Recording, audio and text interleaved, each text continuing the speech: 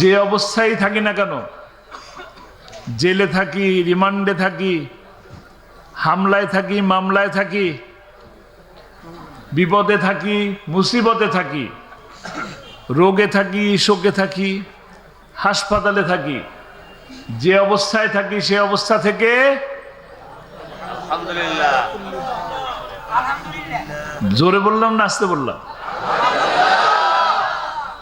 আরো জোরে বলি আলহামদুলিল্লাহ। আল্লাহ যে আমাদেরকে কত ভালো রেখেছেন, এই শুকরিয়া আদায় করে শেষ করা যাবে না। দেখুন আমরা এখানে যারা আছি, আল্লাহ তাআলা আমাদেরকে কত সুন্দর করে বানিয়েছেন। সুন্দর দুইটি চোখ দিয়েছেন এত সুন্দর পৃথিবীকে দেখার জন্য। এই সুন্দর দুইটি হাত দিয়েছেন কাজ করে খাওয়ার জন্য। এই দুটি পা দিয়েছেন সুস্থ সামর্থ্য পা। এই শরীরটা দিয়ে শরীরটা সহকারে দাঁড়ায় থাকতে পারতেছি, হাঁটতে পারতেছি, দৌড়াতে পারতেছি, নাকি? এক পা না এরকম লোক আছে তো? হাত নাই লোক আছে তো? চোখ নাই লোক আছে তো? কথা বলতে পারেন না লোক আছে তো? তাহলে আমাদের এগুলা সব আল্লাহ দিলেন, তো সেই আল্লাহরে শুকরিয়া আদায় করবো না? আলহামদুলিল্লাহ। জোরে সোরে বলি আলহামদুলিল্লাহ। শুকরিয়া আদায় করে শেষ করা যাবে না, সব কিছুতেই শুকরিয়া আদায় করা দরকার। এত সুন্দর পৃথিবী, এই সুন্দর পৃথিবীর এই সুন্দর মাটির উপরে আল্লাহ আমাদেরকে কত খাদ্যের ব্যবস্থা করছেন, কত খাবার খাই। জিহ্বা কয়টা? স্বাদ নেন কয় রকম? কয় রকম? অনেক রকম। এক জিহ্বায় দেখেন তিতার স্বাদ নেন, মিষ্টির স্বাদ নেন, টকের স্বাদ নেন, পাইনসার স্বাদ নেন। সুবহানাল্লাহ, সুবহানাল্লাহ। শুকরিয়া আদায় করে শেষ করা যাবে না। যাবে? যাবে না। যে আল্লাহ তাআলা আমাদেরকে এত কিছু দিলেন, সেই আল্লাহর রেজামন্দি হাসিল, তাকে খুশি করার জন্য, তাকে সন্তুষ্ট করার জন্য কি কাজ করি কিনা? কাজ করি? কাজ করা দরকার না? আমরা কি সারা জীবনের জন্য পৃথিবীতে আসছি, নাকি এই পৃথিবী থেকে আমাকে আবার অন্য এক জগতে যেতে হবে? যেতে হবে কিনা? সেইখানে কি আমাদের বিচার হবে? কিছু একটা পাবো। কি পাবো? সবাই আমরা জান্নাত চাই, চাই না? সবাই জান্নাত চাই। এই মাটি কার? এই জমিন কার? এই আসমান কার? এই বৃষ্টি কার? এই নদী কার? এই সমুদ্র কার? আইন চলবে কার? এটা কি আসতে হলো? আইন চলবে কার? সৃষ্টি যার, আইন চলবে তার। এই যে একটা প্রত্যেকটা মানুষের হাতে এখন কি আছে? মোবাইল। এই মোবাইল কি আমরা চালাতে পারতাম? মোবাইলের সাথে একটা কি দিছে? ব্যাটারি, চার্জার, আর কিছু দেয় নাই? একটা ম্যানুয়াল বুক দেয় নাই? একটা ম্যানুয়াল বুক দিছে কেন? কিভাবে মোবাইলটা চালাবো সেইটা শেখানোর জন্য। কিভাবে মোবাইলটাকে আমি চালাবো। তা আল্লাহ তাআলা এত দয়া করে মায়া করে আমাদেরকে যে সৃষ্টি করলেন, আমাদের জন্য কি কিছু দিছে? ম্যানুয়াল বুক দিছে? কি? কই? কোরআন দিছে? আমরা পড়ি? পড়ি না? কোরআন দিছেন, এবং কোরআনের প্রথম যে আয়াত আমরা একটু আগে বললাম, আলহামদুলিল্লাহ, আলহামদুলিল্লাহ রাব্বিল আলামিন। আল্লাহ শুকরিয়া আদায় করতে বলতেছেন। সেই সাথে আবার কি? কোরআন নিজেই বলতেছেন, জালিকাল কিতাবুলা, কি নির্ভুল কিতাব, কাদের জন্য? মুত্তাকিদের জন্য। তা আমরা যদি মুত্তাকি হতে চাই তাহলে এই নির্ভুল কিতাবকে আমাদের স্মরণ করে চলতে হবে। রাস্তা কোনটা? সিরাতুল মুস্তাকিমের পথ। সিরাতুল মুস্তাকিমের পথ কে দেখিয়েছেন? আল্লাহ দেখিয়েছেন। গাইড ছিল একজন, কে? মুহাম্মদুর রাসূলুল্লাহ সাল্লাল্লাহু আলাইহি সাল্লাম। তিনি আমাদেরকে গাইড দিছেন যে এইভাবে পথ চললে, কোরআনের এই পথ ধরে হাঁটলে আমরা জান্নাতে যেতে পারবো। কথা ঠিক আছে? সহজ কিনা? একদম সহজ, ক্লিয়ার কাট কথা। যদি আমরা কোরআনকে বুঝতে পারি, কোরআনকে মানতে পারি, কোরআন দিয়ে যদি জীবন গঠন করতে পারি, কোরআন দিয়ে যদি সমাজ গঠন করতে পারি, তবেই আমরা জীবনে সফল হব। আর যদি আমরা এটা করতে না পারি, তবে জীবনের এই জীবিত দশায় আমরা সফল হতে পারলাম না, ব্যর্থ হলাম। আবার একইভাবে আখিরাতের দিন বিচারের সময় সেদিনও ব্যর্থ হব। ব্যর্থ হয়ে যাব কোথায়? কেউ যেতে চায়? কেউ যেতে চাই না। এই কোরআনের দাওয়াত যারা দেয় তাদের প্রত্যেকের উপরেই মোটামুটি কি আসে? বিপদ আসে কিনা? কোরআন বলে ওয়ালা নাবলু আন্নাকুম, কি বলে? ওয়ালা নাবলু আন্নাকুম বিশাইইম মিনাল খাউফি ওয়াল জু'i, কি? দারিদ্রতা দিয়ে, ক্ষুধা দিয়ে, বিপদ আপদ দিয়ে তোমাদের উপরে কি করবে? পরীক্ষা করবে। এই পরীক্ষা আমরা দিছি কিনা? গত 17টা বছর ধরে কি আমরা এই পরীক্ষা দিচ্ছি? এখানে যদি আমি হাত তুলতে বলি তাহলে তো দেখা যাবে অসংখ্য মানুষের শুধু হাত উঠছে, যে যারা জেলেই গেছে। এমন লোক তো পাওয়া যাবে না যে লোকের নামে মামলা নাই। পাওয়া যাবে? পাওয়া যাবে না। মামলা প্রত্যেকের নামেই হয়েছে। এমনকি আপনাদের প্রিয় কোরআনের পাখি কে? কোরআনের পাখি আল্লামা সাঈদী, তার নামে তো মামলা হয়েছে। কি মামলা হয়েছে? কি মামলা?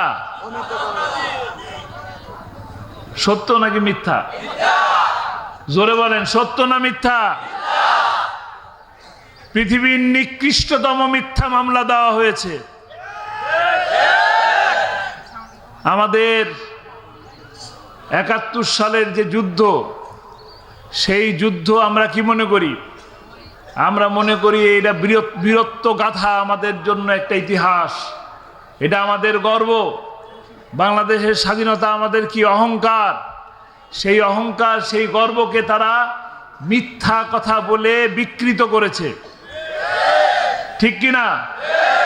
জালিমেরা তাদের ক্ষমতায় থাকার জন্য কোরআনের কথা যারা বলে, কোরআনের পথ যারা দেখায়, কোরআনের দাওয়াত যারা দেয়, তাদেরকে এই মিথ্যা কথা বলে জেলের মধ্যে রেখে মনে করেছিল কোরআনের আওয়াজ আর উঠবে না।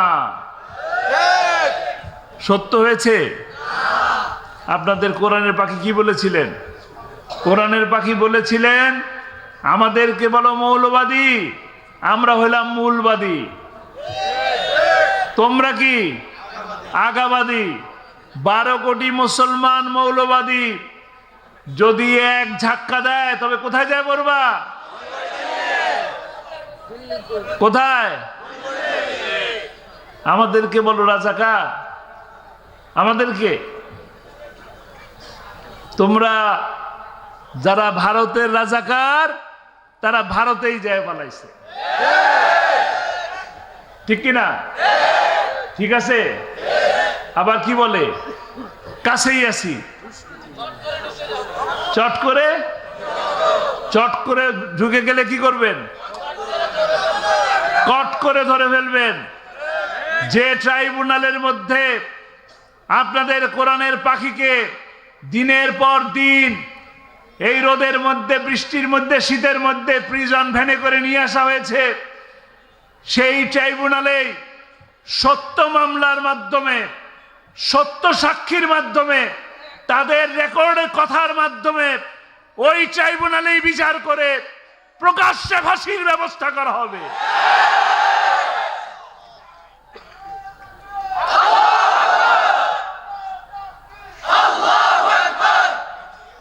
আমরা কোরআনের পাখিকে গ্রেপ্তার করার পরে সেই 29 জুন 2010 সাল যতবার তার সাথে দেখা করতে গেছি সময় দিছে মাত্র 30 মিনিট। আমরা এখান থেকে ঢাকা থেকে 7:30টার দিকে গাড়ি নিয়ে রওনা হতাম কাশিমপুর। যেতে যেতে সময় লাগতো 2 ঘন্টা 2.5 ঘন্টা। 10টা নাগাদ 10:30 নাগাদ পৌঁছানোর পরে একটা আবেদন দিতাম, দেখা করতে আসছি। প্রতিবারেই একটা করে ছবি, আবার আইডি কার্ডের ফটোকপি। এত ফটোকপি আর এত ছবি দিয়ে কি করছে আল্লাহ ভালো জানে। আর প্রতিবার একই রকম আবেদন। একই আবেদন করার পরেও আমাদেরকে 2 ঘন্টা 2.5 ঘন্টা এই রোদের মধ্যে, বৃষ্টির মধ্যে, শীতের মধ্যে দাঁড় করিয়ে রাখেছে। আমরা তো ভালো সুস্থ মানুষ। আমার বৃদ্ধ মা, তিনিও প্রতিবার এইভাবে দাঁড়িয়ে থাকতেন। কোনো ক্ষমা নাই, না ঈদের দিন না বৃষ্টির দিন। দেখা করতে ঢুকলাম, কেমন আছি, ভালো আছি, কথা বলতে বলতে 30 মিনিট শেষ। প্রতিবারই মনে করতাম যে 30 মিনিট কি আসলেই দিল, বুঝতে পারতাম না। প্রতিবারই দেখা করার শেষে মনে করতাম যে আগামীবার যখন যাব তখন ঘড়ি দেখে ঢুকবো, 30 মিনিট হলো কি হলো না এটা দেখব। কিন্তু যখনই যেতাম তার চেহারার দিকে তাকানোর মতো ঘড়ি দেখার আর ইচ্ছা জাগতো না।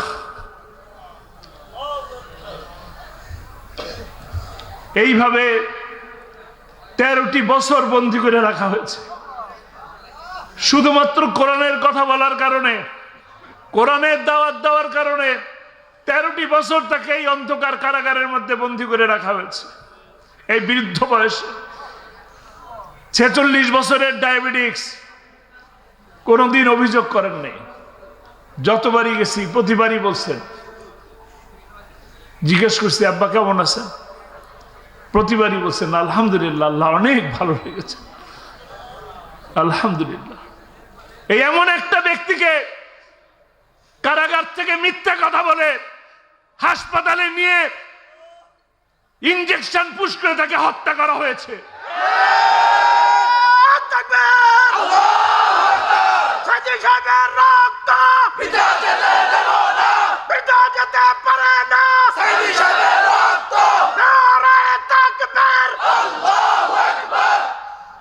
অপরাধ অপরাধ শুধু কোরআনের দাওয়াত দেওয়া, আর কোন অপরাধ ছিল? আবরারের অপরাধ কি ছিল? আবরারের কথা মনে আছে আপনার?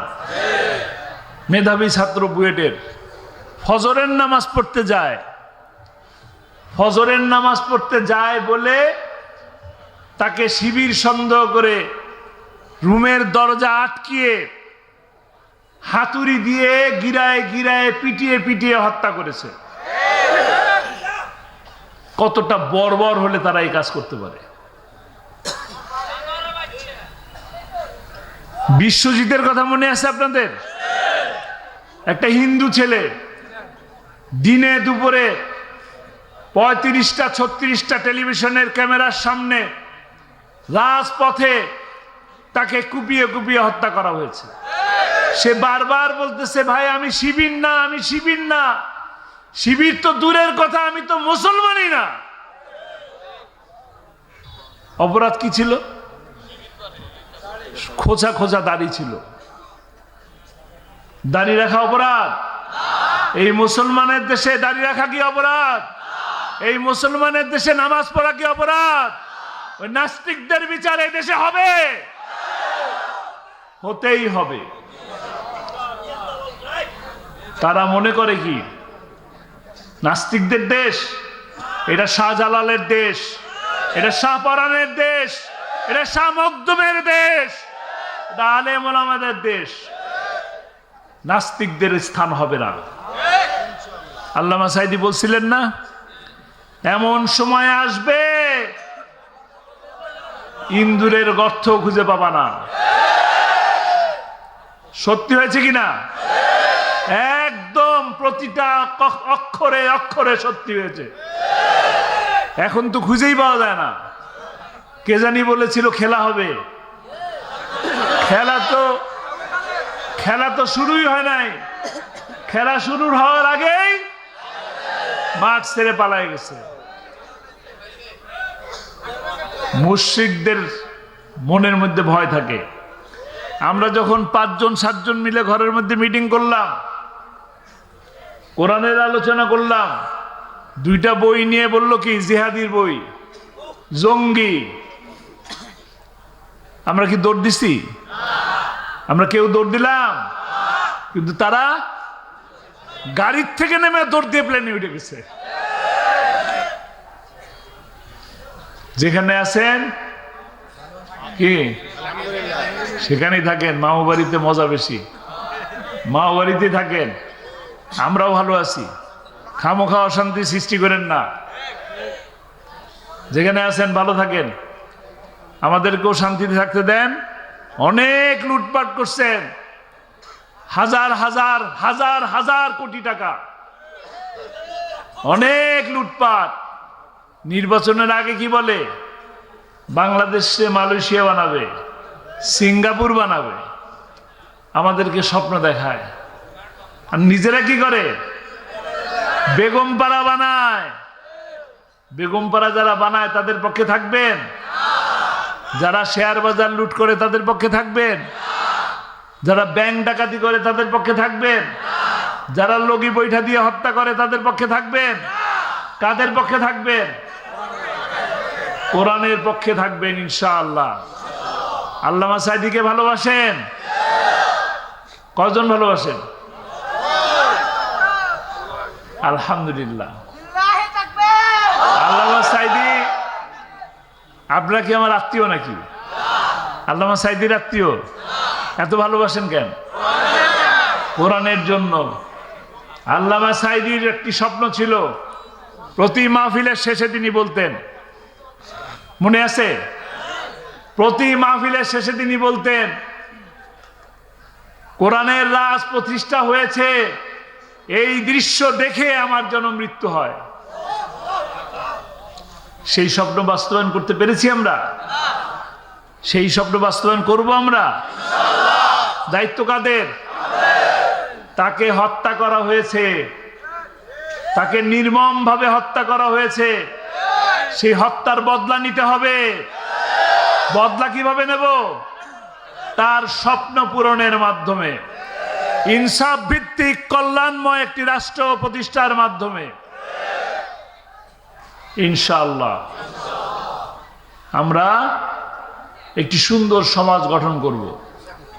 যে স্বপ্ন সেই 50 বছর আগে যুদ্ধের সময় আমাদের মুরব্বীরা স্বপ্ন দেখেছিল কি?